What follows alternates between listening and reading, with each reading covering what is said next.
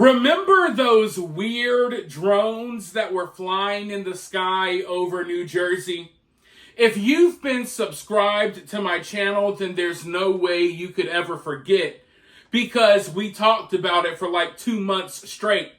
I had to put out almost 100 videos about this topic, going over all of the weird details, listening to what city officials had to say, listening to what various members of our government had to say, and to this day, we never really got the truth about what those drones were. We got a half-ass explanation, which I know for a fact wasn't the truth, and now most people have moved on with their lives, even though I get messages from time to time from people in New Jersey who are still seeing these things.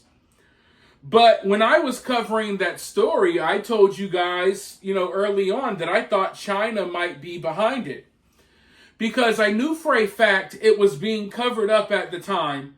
A little information is starting to trickle out now, but I knew for a fact at the time that there were a lot of spies in America, and there still are. This is like, it's not really a well-kept secret, but it's something that they try not to highlight. But over recent years, all over America, we've been arresting spies, people who have been using drones to spy on our military bases, to spy on shipyards where we're making nuclear submarines and all types of stuff. So I was always curious about these New Jersey drones. I was always thinking, hey, I think there's a big possibility that China is behind this. And as I tried to explain to people that, hey, China has spies all throughout our country, a lot of people thought that I was diving too deep into the conspiracy theory territory. And the reason they felt that way is because they don't do as much research as me. Well, fast forward to today. Now a sushi shop owner. A sushi shop owner has now been arrested in New Jersey, of all places. And it turns out that this guy has been spying for China for years. But that's not even the worst part. The worst part is this. Our government knew this guy was spying for China, and they just let him right back out on the streets. And now ICE has finally tracked this guy down, and they brought him in after years of him operating a sushi shop that also served as like his home base for his spy-like activities. Now, if this doesn't make people paranoid, I don't know what will. I'm thinking of like my favorite Chinese restaurant. I'm thinking of my favorite little sushi place. And now I'm wondering, like, hey, are you guys secretly spying on me?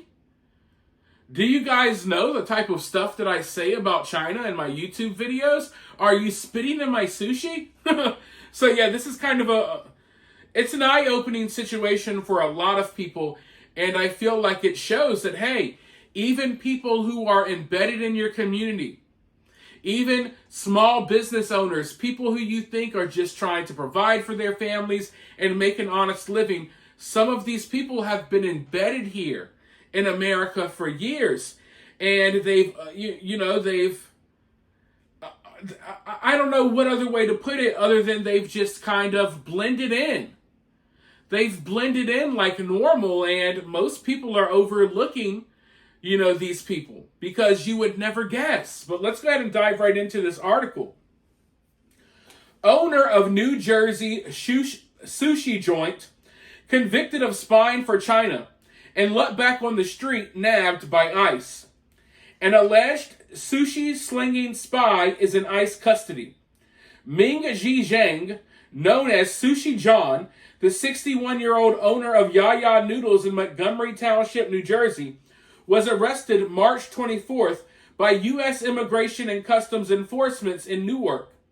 Zhang was convicted in April 2024 of acting as an unregistered agent of the Chinese government, and he was sentenced to 3 years on probation.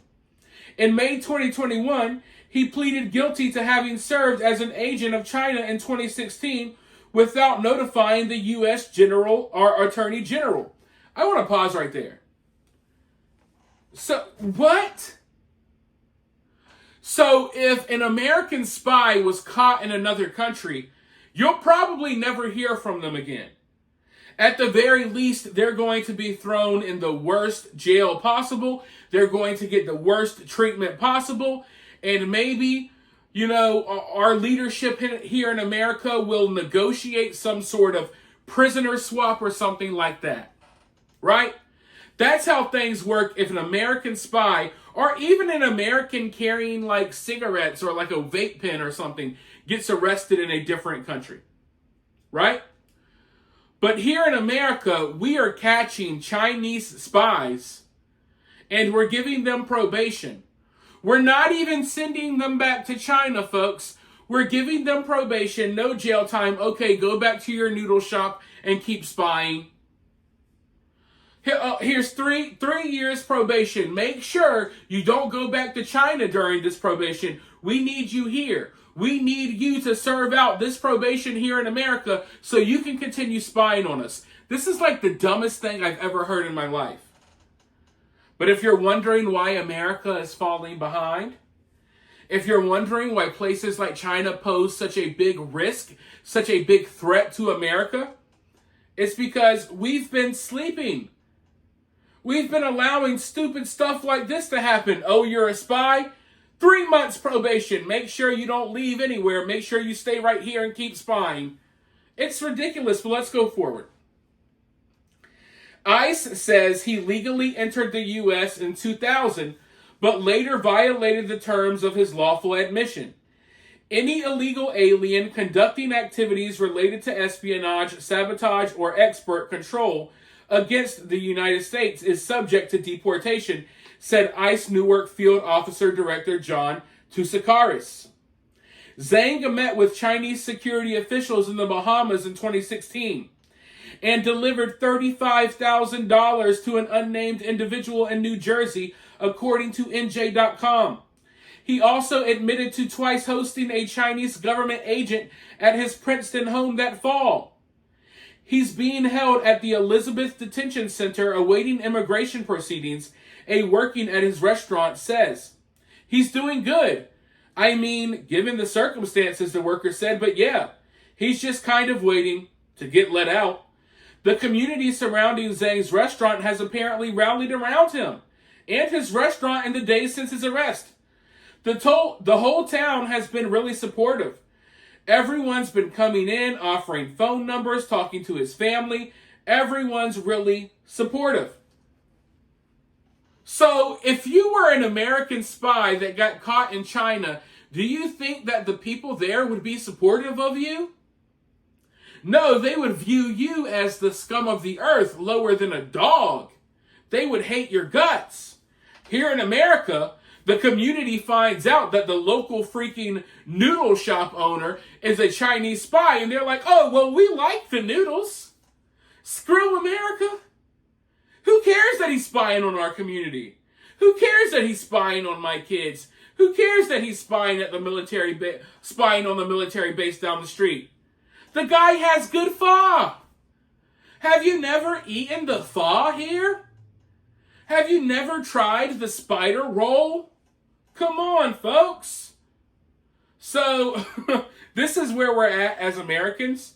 It's like, hey, the food is too good. I don't give a damn what he's spying on. The food is authentic. Let this guy out of jail. That's basically the mentality in the community. You know, when people think of like government spies and stuff, they think of like 007. They think of like what immediately pops in your mind when you think of a spy, like someone in a suit with like a little gun that's going around doing spy-like activities. But in reality, this is what spies actually look like. This is what spies actually do. They'll move to a place like here in the U.S., and they'll just blend in with society. They'll become part of the community. In fact, they're not even, I would say they become sometimes outstanding parts of your community. You know, we don't see this sushi shop owner stabbing kids in the heart at track meets. We don't see him looting the local Walmarts and causing chaos and stuff like that. No, he's an outstanding citizen. The people in his town, the people who eat at his restaurant love him. And I guarantee you that most of them would have never guessed in 1,000 years that while this guy is here in your community, being an active part of your community, owning this business, serving you up some good food, in reality, at the end of the night, he's reporting back to the CCP. In reality, at the end of the night, he's riding back to China with all of the information he gathered from the fat Americans who are in his restaurant eating teriyaki chicken. So I think if people realized, if more people realized what's really going on behind the scenes in this world, and if more people realized that spies like this one are embedded throughout various communities all over America, I think it would be a huge wake-up call for people. But unfortunately, you know, many Americans don't seem to care about the safety of America. Many Americans like to turn a blind eye to things like this because they don't take things seriously enough. And, you know, when something bad happens, when we go to war with China, people are going to be scratching their heads. How did China get this information? How did China know about this? Hey, why is China invading Louisiana now? You know what I mean? People are all going to act confused, but the warning signs have been there. These Chinese spies are getting caught all across the country, and like I said, they're not the spies that you would think of. They're students. They're business owners. They're people's family members. People literally like, oh, damn, I didn't know my brother-in-law was a Chinese spy. So seeing that this is happening in New Jersey, of all places, it definitely rings my alarms even more, because now I want to know what this guy knows about the drones. Wouldn't it be something if he was operating this entire drones operation out of his sushi shop? Like dudes back there rolling up dragon rolls and also controlling thousands of drones? That would be wild. I don't think that's the case. I'm just saying that would be crazy. But yeah, folks, we have to understand here in America, because the rest of the world understands, China understands, that we're already at war. Our wars look different. Wars aren't going to be fought the same way. If China and America took each other head on in the more traditional form of war, the entire world would be destroyed. So this is how we're waging war. And I guarantee you America has little spies and stuff maybe in China too. But one thing that is very concerning is China's been buying up all of this farmland. And did you guys know that China, the CCP, has their own police stations in various cities throughout America? Literally, the Chinese government has their own police stations in various cities throughout America where they track down Chinese citizens and punish them for things they're doing in America.